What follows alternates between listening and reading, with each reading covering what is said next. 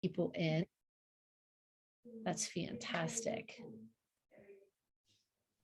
All righty. Can you guys hear background or anything on my end? No. Yeah. All right. Can you on mine? Because the kids are coming up for lunch. I know. We can't help that, right?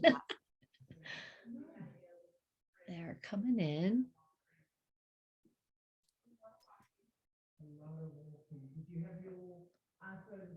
That's great. All righty.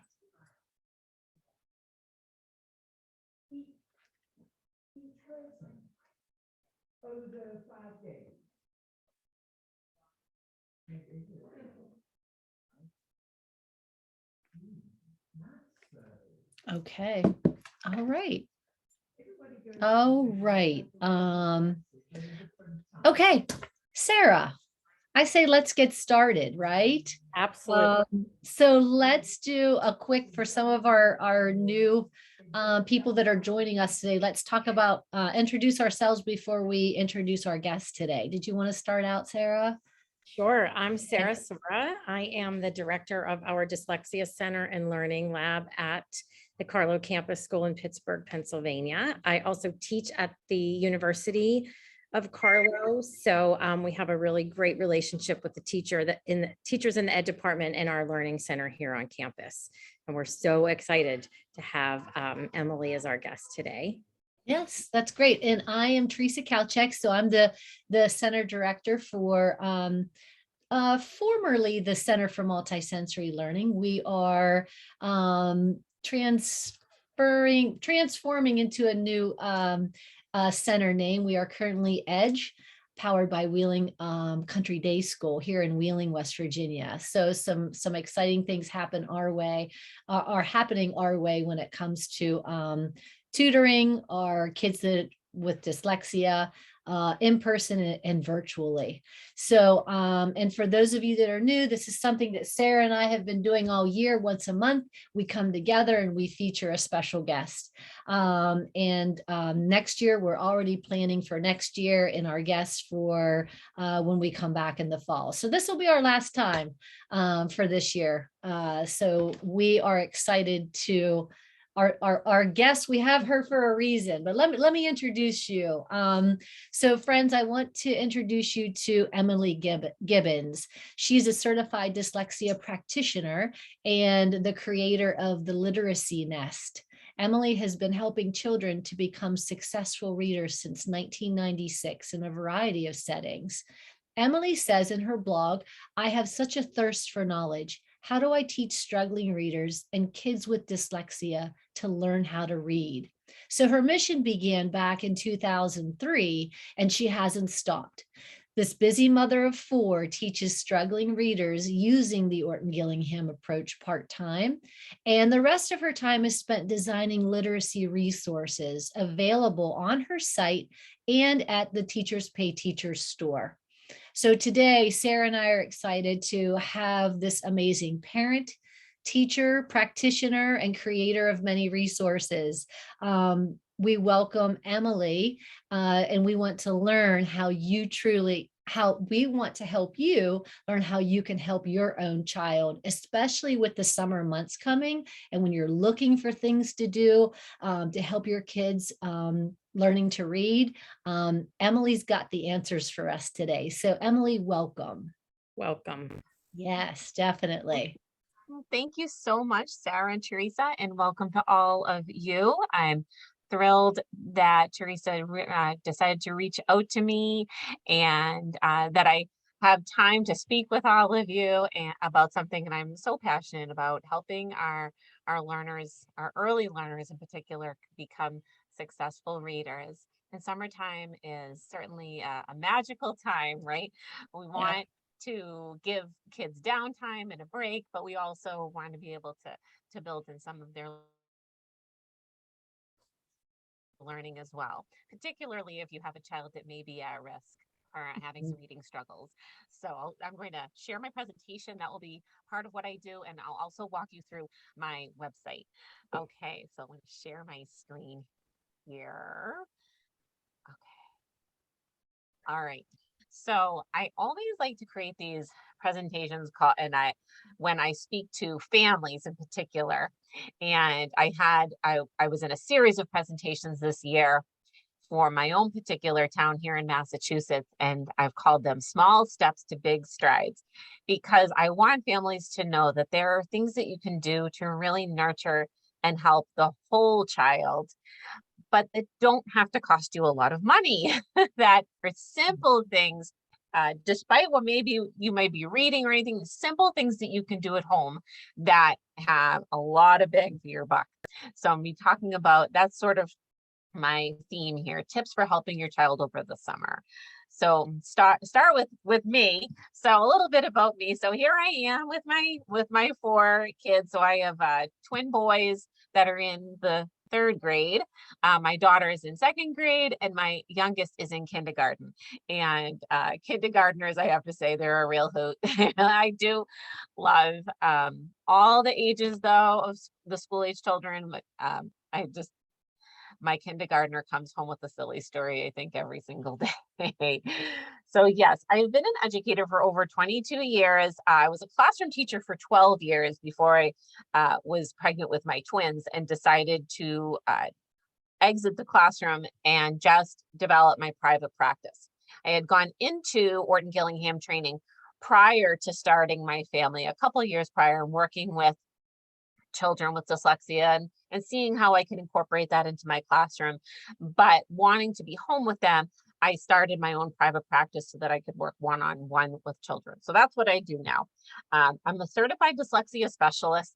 So I've gone through some extensive trainings in Orton Gillingham and dyslexia, first through trainings through Mass General Hospital here in New England, and then further with Orton Gillingham Academy. So yes, I'm CEO of the Literacy Nest. I wear a lot of hats. I've been a presenter. I've written children's books. I'm a blogger, and I have a podcast called Together in Literacy. So if you just can't get enough of learning more about structured literacy, I co-host that podcast with another dyslexia specialist named Casey Harrison, and she's in Texas, and she is phenomenal. We have some wonderful conversations there surrounding structured literacy, dyslexia awareness, but also the connections to social emotional learning, which really is so critical these days. So we just love bringing those pieces all together for our listeners. So be sure, if you like podcasts, to listen to that one. We would love the support. Okay, so that's a little bit about me. And so in this presentation, we're going to talk about the website a little bit and accessing resources and freebies and how to help at home this summer. And I'll also share that I have an upcoming summer conference. It's the 4th one I've put on here. So very exciting if you want to learn more about structured literacy, Orton Gillingham, and dyslexia awareness. So I'm going to just backtrack a little bit. I'm going to go through this presentation first, and then we'll hop into the website. So helping your child this summer, you're wondering, do I have to go out and buy a bunch of workbooks or subscriptions and things like that? And you know what, those things are nice, but at the same time, I believe it's all about balance. And there are things that really don't have to cost a lot of money and still really will help your child. I think above all, if I can reiterate anything to all of you, it's making time to simply talk with your children, because we know, especially in the early years, talking and having meaningful conversations with children really not only builds connections, but is going to really increase their language development. And as they increase their language development, that is going to prepare them for the school age years as they get into learning to read and write, be good listeners, and all that good stuff. So when I talk about in the summertime, we would say, please don't stop reading to your children, but really utilize your library trips. Our public library has little reading incentive programs. Our local bookstores offer little giveaways or sign up for contests when they read books. And I think in the summertime, it's okay to incentivize some reading to help kids out. I really think that If kids have that, know that if they work towards reading a certain number of books, not so many like minutes or chapters or titles of books, but just they read a certain number, that maybe something like getting ice cream together or picking their favorite movie to go to, something to work towards, I think in the summertime is totally appropriate for all children, not just children who have dyslexia, but all children really benefit from audiobooks. And audiobooks are going to help build your child's listening comprehension, but also their vocabulary development. So I always recommend finding audiobooks that are read by real people, that won't sound robotic and have a nice flow. So your public library always has tons of audiobooks. There's a big section of them, so you can take them out from there and play them in your car, or you can download some or use the Audible app, things like that. But I just love the use of audiobooks. But struggling readers, children who are challenged by reading, really do find them most beneficial and really should have access to them whenever possible. Of course, we don't want to stop reading to our children or with our children, but if I were to pick any one app that I think really is beautifully done, that is the Skybrary app through Reading Rainbow. Reading Rainbow has done an outstanding job with this app. They have hundreds and hundreds of picture books on there that are beautifully have beautiful audio to them, have little games attached to them. Children can follow and track just so easily. For my own children, this has been one of our favorite apps. Yes, it's a paid subscription app, however, worth every single penny. If I could recommend an app for reading, this is one that I think kids can really benefit from quite a bit. There are some other apps out there if you want to know a few more, but this is one that I think if we're really trying to encourage children to read, they can follow along with the text and listen as well. But having that, of course, the paper copy in front of you when they're reading, maybe whether it be on your lap or on the couch or something, you can't replace that, right?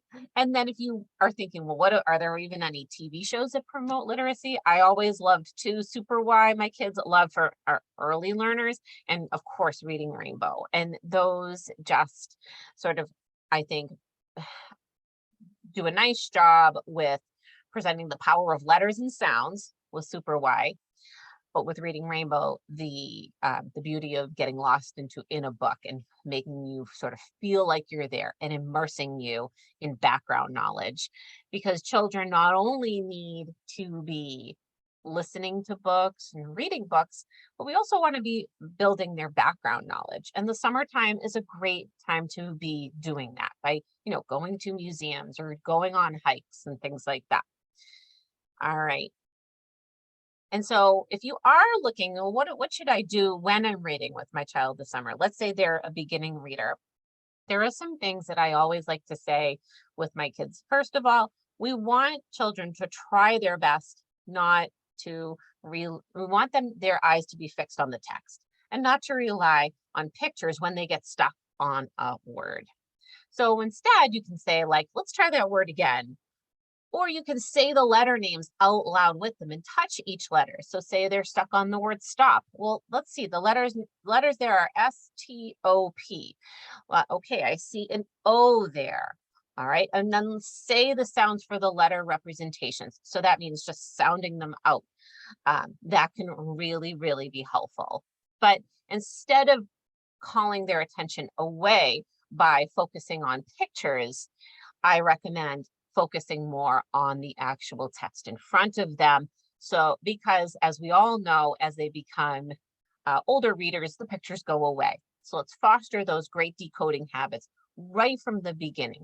Pictures are great for building comprehension and for vocabulary development, okay, or photographs, especially if you're reading nonfiction text, because we want to be looking at all those different features that are in those books. All right. So learning opportunities outside of books.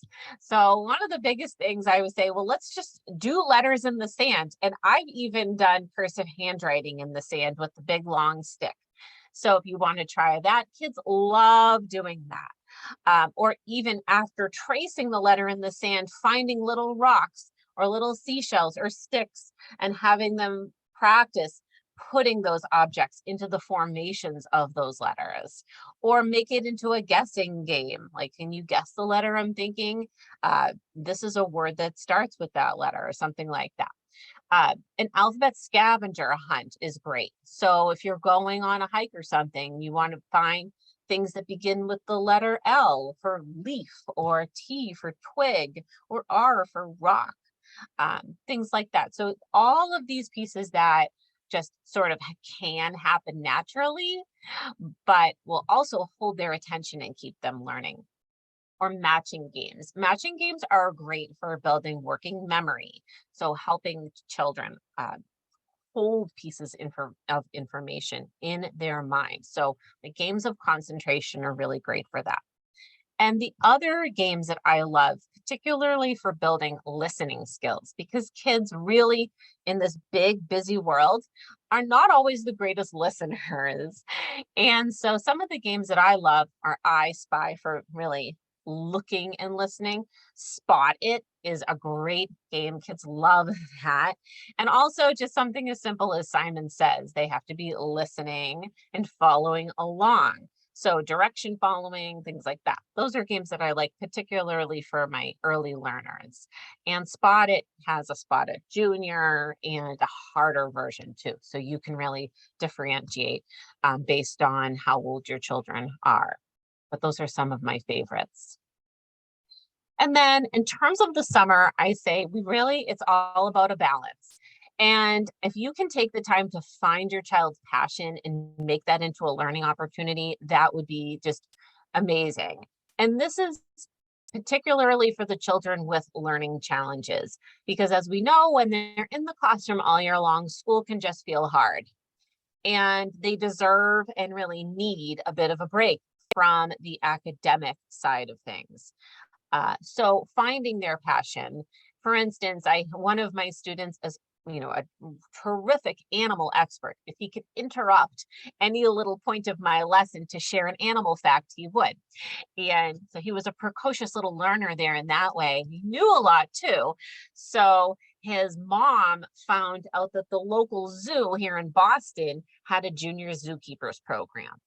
And yes, was it a sort of a financial bite? Yes, it was. However, to know that this child was going to be able to go there for, maybe a week out of the summer or a little bit longer and actually be immersed in the zoo experience as a zookeeper and learn how to care for animals, that was really priceless for them.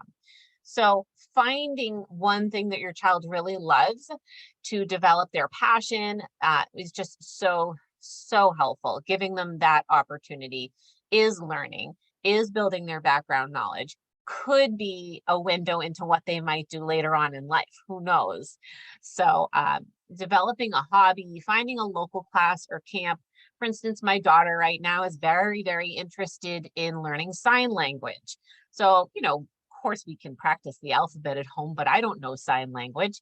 So finding just a little local class at like our library or at our civic center on sign language, where she just is able to be with an expert for a little while, that's something that we're going to explore doing.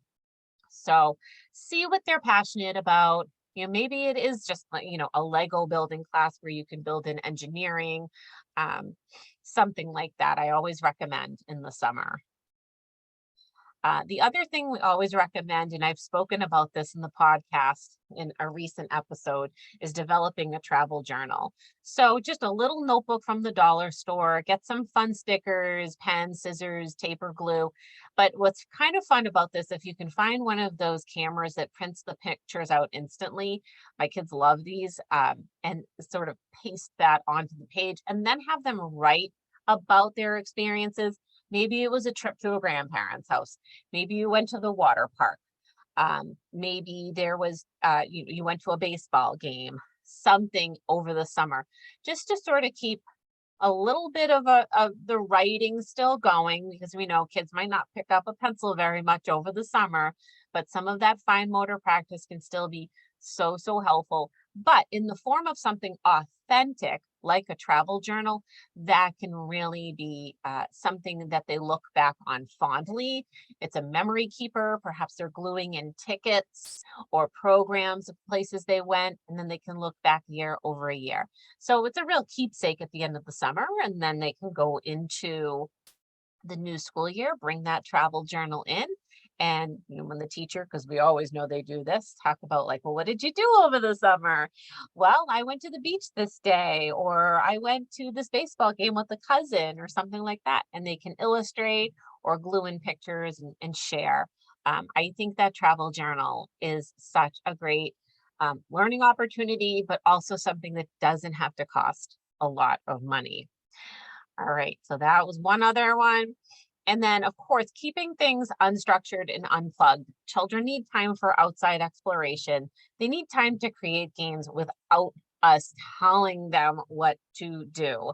So having that learning opportunity, whether it be like at a playground or an open park, somewhere where they can be exploring and time to create their own games, and not be plugged into a device, of course, it's just so helpful for not only for their brains, but also for their gross motor skills.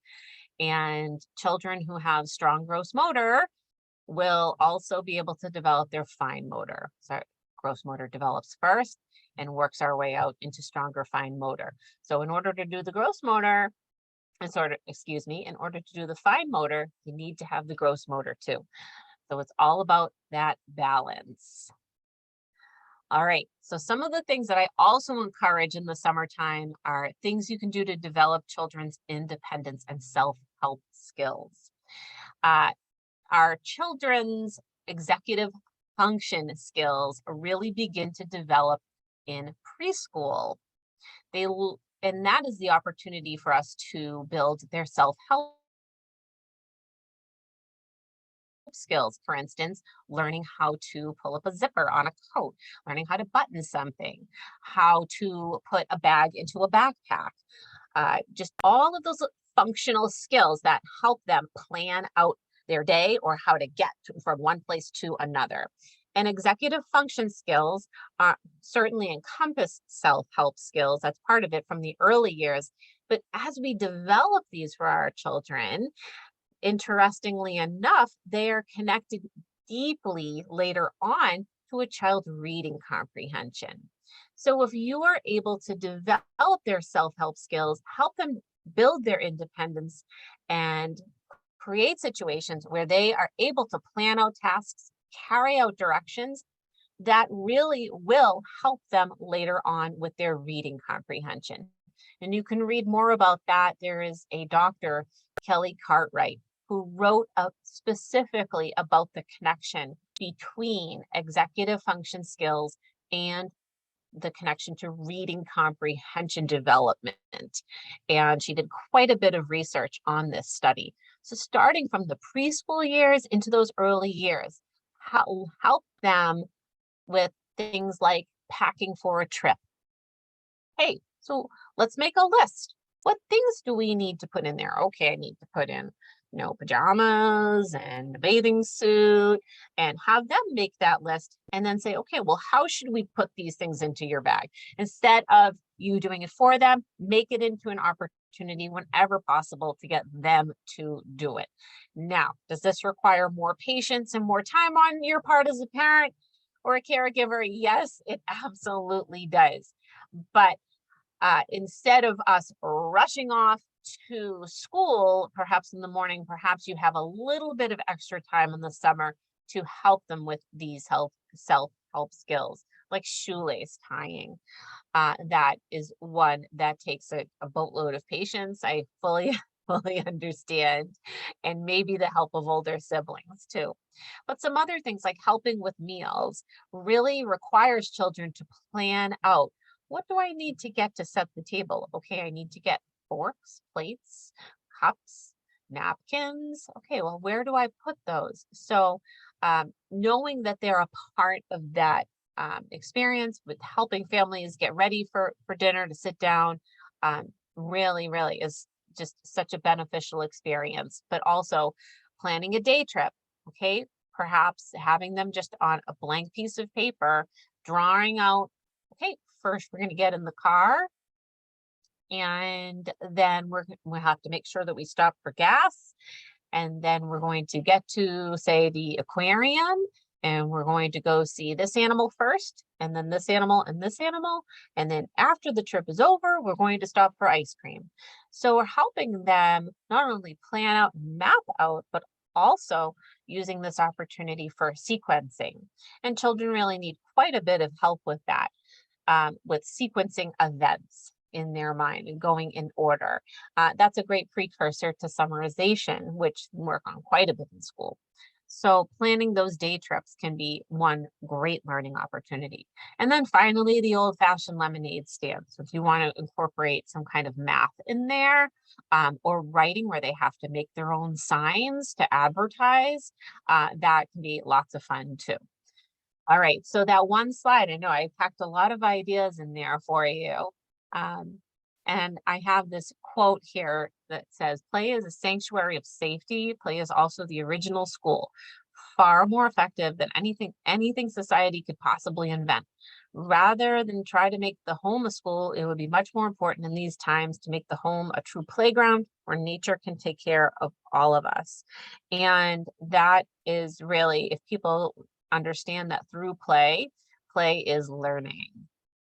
And to make things, especially in the summertime, of course, fun and a chance to learn, but also make sure that children are learning through play and through experiences. Okay, so I'll go into some Q&A in just a few minutes.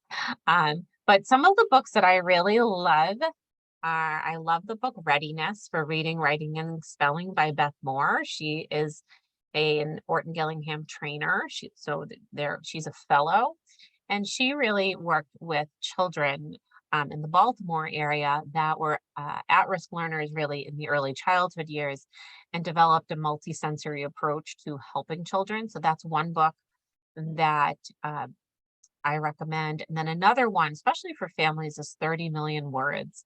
So we should be speaking to children in meaningful conversations by talking more, by having interactive conversation where there's a give and take rather than just yes or no type answers, things like that. So, and that is an excellent book. If you want to keep in touch with me, so I'm going to get into my website in just a minute. I could just click there. That's theliteracynest.com, and the store is there as well. But I'm also on Facebook, Instagram, and email. There's the name of the podcast right there. We do quite a bit to help other tutors or Orton Gillingham educators working with developing their own private practices through a site called Tutor Success Academy as well. But in order to find these resources this summer, so if you go, I'm gonna screen share differently. I'm gonna just share directly from the site. That'll be easier. Okay, there we go. So if you go directly to theliteracynest.com, there are some resources sort of listed by categories. So if we look right here, there's the blog, and I have a site called Word List Builder if you're looking to build your own spelling lists. So a lot of teachers like to use that, but there's a free resource library on there. So if you subscribe to the email list, then you can log in with a password, and there are lots and lots of free games. There are free reading passages, some early alphabet practice in there. So that's all categorized if you go to the free resource library. You can shop directly on my website, but if you go, I'm sort of redesigning the structure of my online store. So if you go to my Teachers Pay Teacher store, which I can go to in just a minute, that's sort of a better way to navigate. So you can go to that. If you go to courses, then that's where you'll see Tutor Success Academy and the summer conference that's coming up and the podcast. And then if you're specifically looking for a tutor for your child, then there's a directory that you can find trained Orton Gillingham professionals on there, and it's free to search on there as well. So one of the, and I want to make sure, can you guys see that? Okay, so I have a blog post called Outdoor Activities to Boost Literacy Skills. So that particular blog article goes in depth into things specifically related to literacy that you can read through for a lot of ideas. So you can just sort of scroll down and find some ideas for you there. And then if you go to shop, once again, you can go to Teachers Pay Teachers and you'll find my name. It's Emily Gibbons, the Literacy Nest, and you'll see my store there as well. And then finally, the summer conference is going to have 15 different presenters. They're all pre-recorded, so nothing is live, and you can register and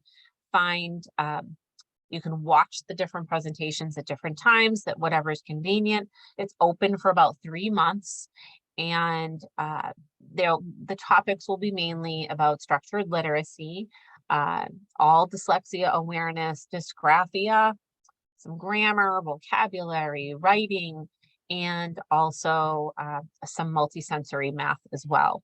And sometimes families ask me, is this really more for teachers or could parents go to it?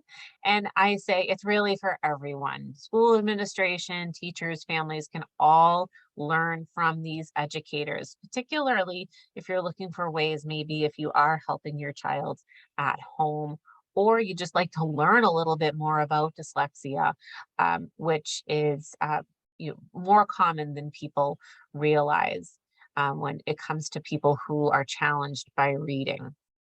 So certainly look for that. The registration will open up on June 10th, and there will be a big discount offered. And this year we're offering continuing education units for people who complete and would like that option. So that is it. So I'm going to open it up. If anybody has any questions at all, I'm happy to take this time now. If anybody would like to ask me anything.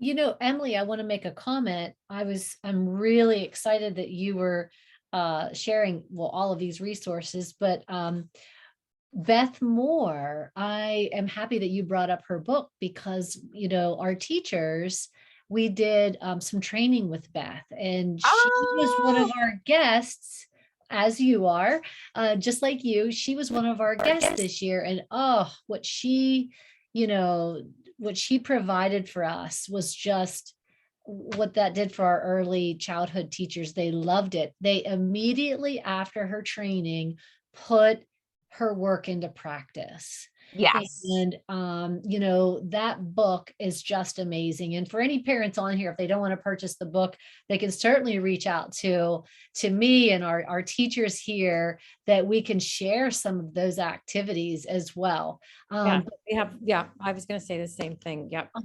There. Yeah. She's I found the book so accessible, but her training in particular, after going through her training, was like there were things that I could take away and start using immediately. Yes. She is an absolute treasure. She's a treasure. I love everything that she has done. Yeah. One of our teachers, she just said, I think she changed my life. I really think she did, because of and it's just what she's done all these years and what she has put into practice, and how it just really helps kids understand just the blending and what that looks like and what that feels like. It's so multisensory. And she, and those of you that aren't aware, on both of our websites at Carlo and here at Country Day, we have her, we have that recording. So it's still available, but thank you for bringing that up. Yeah, she's so great. I love the progression the book takes you through right from the very beginning all the way up into beginning to actually reading. She Yeah, gets Yeah. it. She she does. does. And I even used some of her, I had a student this year that was autistic, and what that book did for this child to understand what blending really was. And so it was remarkable. It was just remarkable. So I'm really glad that you shared that. Yes, sure. We do have a question in the chat. Okay. It says, how can we best help our dyslexic child with retaining what they're reading? That is a great question. So it's really going to depend on the text. If it's a really challenging text, then of course, retaining the information is going to be a little bit harder. But having the child, once again, using audiobooks, if we're talking about, in the summertime, having to be able to listen while they're following along. So you want to make sure they have a copy of the text in front of them while they're following along, not just listening, can really help. But the biggest thing that I recommend too is through the practice of visualization. Visualization is just such an important reading strategy that I think gets downplayed a little bit, but it's critical for children with working memory to develop because sometimes there's a weakness in that area of visualization. Sometimes it's the opposite. But for executive function as well, we really want to work on their visualization strategies. So for instance, if you're a parent working with a child at home, having them sketch out what they remember about what the story was about can be really, really helpful. Maybe it's just in the form of a blank comic strip with Mhm. 3 or 4 boxes, first, next, then, just having them sketch that out and then to be able to articulate. So what happened at the beginning? Well, in this picture, this is where so and so did this, and here was, the problem, and then how the problem got solved. So having them be able to articulate what that movie they made in their mind is really, really going to help them with that retention as well. And I like what you're saying there, because it's like, the little girl in the story, her name was Sarah, and I know that she had on a yellow dress, and I know that it described her with her dog, that bringing in colors and bringing in that, just that perspective from what they're gaining from that story. But like you said, putting that into a visualization, Mhm. that's awesome. That really is. Yes, absolutely. And I talk about it. I talk about visualization quite a bit with an interview I did on the podcast with another dyslexia specialist. Her name was Dr. Erica Warren, and she's amazing. And she went into it in depth when we were discussing an episode on working memory. So definitely listen to that. We talk more about it in that episode. So Good. yes, Understood has great graphic organizers. Yeah, Absolutely. yeah, yes. Yes. Yes. Also, the class I teach at the university here is about comprehension strategies, and I have them keep a journal the whole time through our 16 weeks, and they visualize they have to read a novel and visualize what they're reading, and it's such a good way for all learners, right? And Yes. and the connection you made with the executive functioning and how that they can organize and sequence, and it's just also important. Yes, absolutely. When I was a third grade teacher for many years, one of the first reading strategies that I would start with was visualization. Because if you can't visualize, then that's something that really needs to be developed. So, and modeled. For some children, visualization is very difficult. So programs like visualization and verbalization can help for some children, Exactly. through Linda Mood. It Yeah. depends on the child. So, It does depend. That executive function piece, like Sarah said, is just so important because we see that we again have another recording from Dr. Peg Dawson on what the executive function skills are, yeah. starting from organization to goal setting to prioritizing and planning and all that business, but how important that is, and you connecting that to reading comprehension, and so early on, early intervention is key. The faster that we can work on developing those skills, the better off they are, the easier it's going to be for them to hear a story and understand it, or read a story, whatever that might be. But that is just huge. I love that you made that connection today. Yeah, when my kids were preschoolers, what did we always hear? I want to do it myself, Yeah. right? Uh-huh. And we have to remember that that is their little push for independence, with building a bit more autonomy with us as well.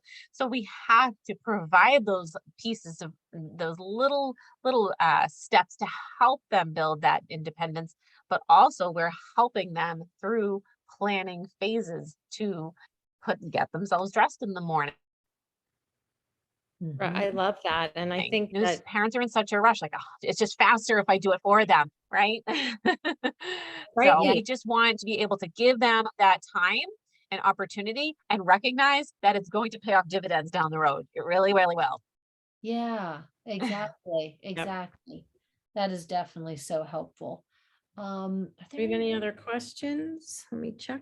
other questions?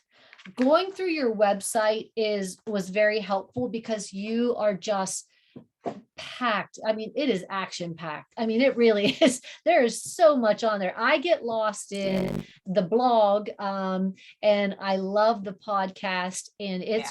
it's a great thing for me. Driving home from work, it's nice to just turn that on. When you have like a long drive home, it's nice to like just calm down and listen to something like that. Sometimes it's the only time in the day is when you're in the car, when you can Right. listen. So I encourage that for a lot of Right. parents. Yeah. Definitely. Yeah, so the blog will have, for people who haven't had a chance to look at it yet, will have a focus particularly on reading intervention, Mhm. structured literacy, and dyslexia awareness. So if you're one of those people really looking to dig in to those areas of instruction, that is really the main thrust of what is on there. So that's going to be just so helpful. And the blog has been running for, oh boy, a long time now. I know. Time. I Oh my started goodness. all of this in let's see, around 2013. So Okay. when my twin boys were only a year old. So and little by little, just been growing and growing the blog. So there's a lot of information on there over the years. How did you initially get involved with the dyslexia piece and focusing on that? Yeah, That's good a great good question. So question. back in 2003, I was fresh out of my master's degree program, and I was teaching in a new school district. And the teachers were all buzzing, and we're going to start a new book group on a groundbreaking new book called Overcoming Dyslexia. Knew you were gonna say that. I knew Ah, you were Yeah. gonna say that. And I tell everybody that's what lit the flame. me too. So Dr. Me Sally too. Shaywitz wrote Overcoming Dyslexia, as everyone knows. So our Parent Advisory Council actually paid for everyone to get a copy of the book, and we did a book group that winter. And it was phenomenal. Not only was I in that book group, but I was also getting trained in my first course with multisensory teaching, Project Read Phonology. So all of my multisensory teaching started with Project Read before I dove into Orton Gillingham.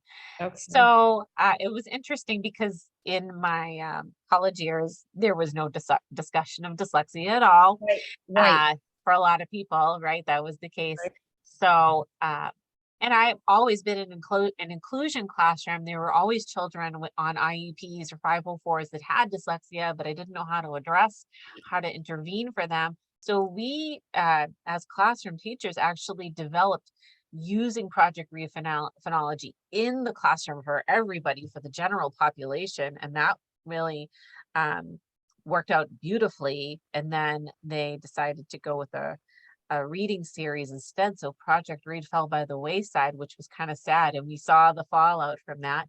Yeah. And then I went into Orton Gillingham training, and I remember asking my principal if I could get a little bit of reimbursement, and she replied no, and didn't see how it was going to be helpful in the classroom. because I wasn't in special education. So, Yes.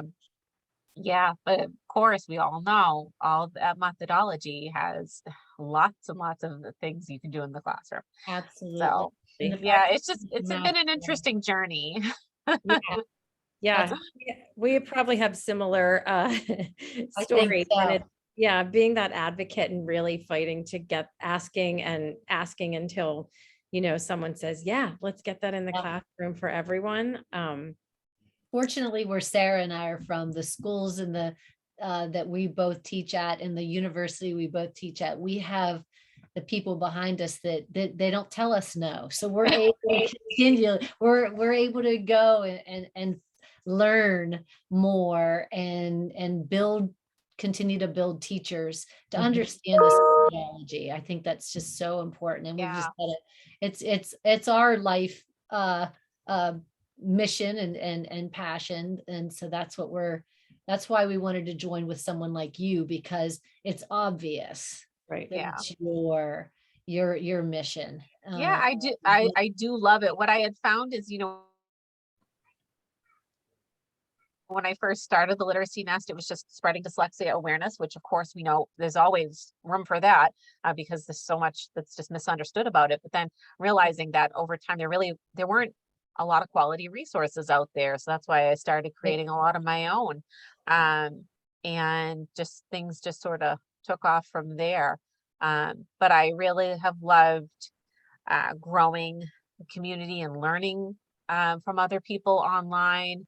Many people I've never met in person, but just we know all share a common goal and vision to get kids reading, cracking the code, and following the science of reading. Yeah, So, exactly right. yeah. Yeah. So, Well, that's wonderful. Yeah. Wonderful. thank you. Emily, if there are no other questions, I see a lot of thank yous in the box, and Sarah and I truly thank you for your time today. We know how busy you are, and we just really appreciate you and all your Oh, work. no. Yeah, it was, once again, it was a pleasure. I love being able to connect. And certainly if anyone wants to reach out to me, you can send me an email or look Yeah, me up and you will find me. well, I'm sure you'll have some follow-up emails from Absolutely. Sarah and me, so just Yeah. get used to seeing our names, okay? Okay. Yeah, definitely. And Teresa and Sarah, definitely reach out to me again for anything in the future. Okay, we will. And I'll be happy to help out. Well, we're all All in right, this together. everybody. We're all in this together. Yes. Thank you. Have a wonderful Have a day. great summer, everyone. Yes, you Thank too. you. Thank you. Thank Bye. you, Sarah. Bye-bye. Bye.